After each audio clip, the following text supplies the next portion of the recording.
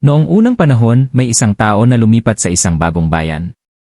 Nais niyang malaman kung magugustuhan niya ba ang lugar. Kaya't nagpunta siya sa isang Zen master at nagtanong, sa tingin mo ba magugustuhan ko ang bayang ito? Paano ang mga tao sa bayan na pinagmulan mo? Tanong ng master. Sila ay malupit, sakim, galit, at laging nag-isip kung paano makapanloko at magnakaw, sagot ng bagong tao. Eksakto ang ganung mga tao ang mayroon kami sa bayang ito, sagot ng master.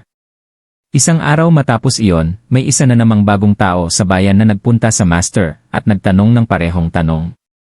Tanong muli ng master, paano ang mga tao sa bayan na pinagmulan mo? Sila ay magiliw, namumuhay ng payapa at may malasakit sa isa't isa.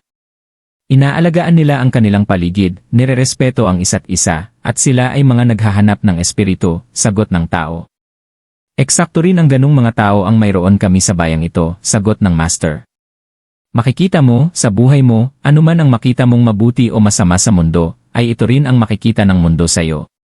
Kung makikita mo ang pag-asa, kabutihan, at pagmamahal, ito rin ang makikita sa iyo ng iba. Ngunit kung ang nakikita mo lamang ay ang masama at sakim na bahagi ng mga tao, ito ang makikita nila sa iyo. Kaya't magpakabuti ka sa mundo, at ang mundo ay magiging mabuti sa iyo. Magbigay ka ng pagmamahal sa mundo, at ibabalik ng mundo ang pagmamahal na yon sa iyo. Salamat sa panood, please huwag kalimutang pindutin ang subscription button, paki-like at paki-share.